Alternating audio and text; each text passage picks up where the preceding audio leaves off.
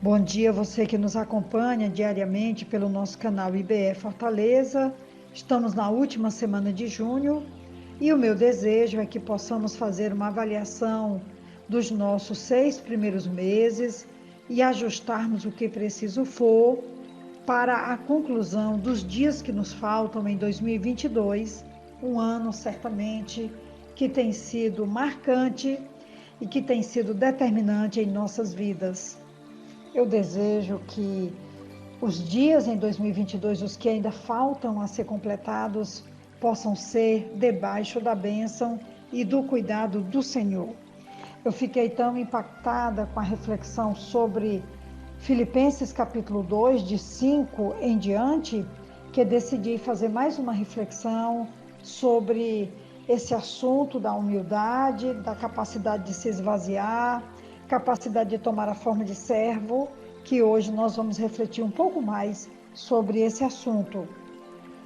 Capítulo 2 de Filipenses, versículos 7 e 8, que diz assim: Pelo contrário, ele se esvaziou, assumindo a forma de servo, tornando-se semelhante aos seres humanos. E reconhecido em figura humana, ele se humilhou, tornando-se obediente até a morte e morte de cruz. Assumindo a forma de servo, a encarnação e a vida do Salvador podem ser resumidas nas linhas de João 13, versículo 4, que nos diz assim: João 13, 4. Assim, levantou-se da mesa, tirou sua capa, colocou uma toalha em volta da cintura. Depois disso, derramou água numa bacia e começou a lavar os pés dos seus discípulos, enxugando-os com a toalha que estava em sua cintura. Jesus tirou a vestimenta de cima e, tomando uma toalha, cingiu-se com ela. A toalha ou avental é a divisa do serviço. Era usada por escravos e também foi usada pelo bendito Senhor, porque para Jesus ele não veio para ser servido, mas para servir e dar a sua vida em resgate por muitos. Esse texto está em Mateus 20, 28.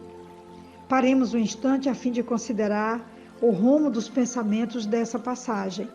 Havia contenda entre os santos em Filipos. Paulo os exorta a manifestar o mesmo sentimento que havia em Cristo. Os argumentos logo acabariam se todos se mostrassem dispostos a assumir o lugar mais humilde, servindo uns aos outros, e a dar a própria vida em sacrifício. Assim não haveria mais disputas. Os que estão dispostos a morrer pelos seus semelhantes não costumam contender com eles. Cristo sempre existiu, mas entrou nesse mundo em semelhança de homens. Isso quer dizer que ele era verdadeiramente homem. A humanidade do Senhor é tão real quanto a sua divindade. Ele é verdadeiramente Deus e verdadeiramente homem. Que grande mistério! Nenhuma mente criada por Deus poderá compreendê-lo. A cada seção do texto que eu li, versículos 7 e 8, vemos tornar-se mais profunda a humilhação do amado Filho de Deus. Ele não estava apenas pronto para deixar a glória dos céus. Ele esvaziou-se, tomou a forma de um servo, fez-se homem. Lemos agora que ele se humilhou. Não há profundidade a que ele não estivesse disposto a se rebaixar para salvar as almas perdidas. Bendito seja o seu glorioso nome para sempre. Ele se humilhou para ser obediente até a morte. Isso é maravilhoso. Ele obedeceu ao custo da própria vida. Ser obediente até a morte significa que Cristo obedeceu até o fim. Ele era verdadeiramente o negociante que vendeu tudo quanto possuía para comprar uma pérola de grande valor, como diz Mateus 13:46. Quando vemos essa expressão até a morte de cruz, a morte por crucificação era a forma de execução mais vergonhosa. Pode ser comparada com a morte por enforcamento, na cadeira elétrica ou na câmara de gás. era a pena reservada aos assassinos. Quando ele, o melhor do céu, veio a este mundo, já lhe estava reservado esse tipo de morte. Não lhe foi permitido uma morte natural na cama ou por velhice. Sua morte não foi acidental. Ele teve de sofrer a morte vergonhosa da cruz. Quando vemos também uma mudança abrupta, porque o versículo 9 vai nos dizer que Deus o exaltou à mais alta honra. Versículo 9 desse capítulo 2 vai dizer assim: por isso Deus o exaltou à mais alta posição e lhe deu o nome que está acima de todo nome, para que ao nome de Jesus se dobre todo joelho nos céus, na terra e debaixo da terra, e toda língua confesse que Jesus Cristo é o Senhor, para a glória de Deus Pai. Percebemos aqui no versículo 9, ou a partir do versículo 9, uma mudança abrupta. Os versículos antecedentes descrevem o que o Senhor Jesus fez. Ele escolheu o caminho da abnegação, do sofrimento, do esvaziamento, da humilhação. Voltamos-nos agora para o que Deus fez. O Salvador humilhou-se, mas Deus o exaltou sobremaneira. Se Cristo não procurou um nome para si, Deus lhe deu o nome que está acima de todo nome. Se ele dobrou os joelhos para servir aos outros, Deus já decretou que todo joelho se dobre perante ele. Qual a lição disso para os filipenses e para nós, como igreja hoje, no século 21, para nós como pessoas, como servos e servas de Deus, como líderes, como família? Qual é a lição? A lição é que para subir é preciso descer. Não devemos nos exaltar.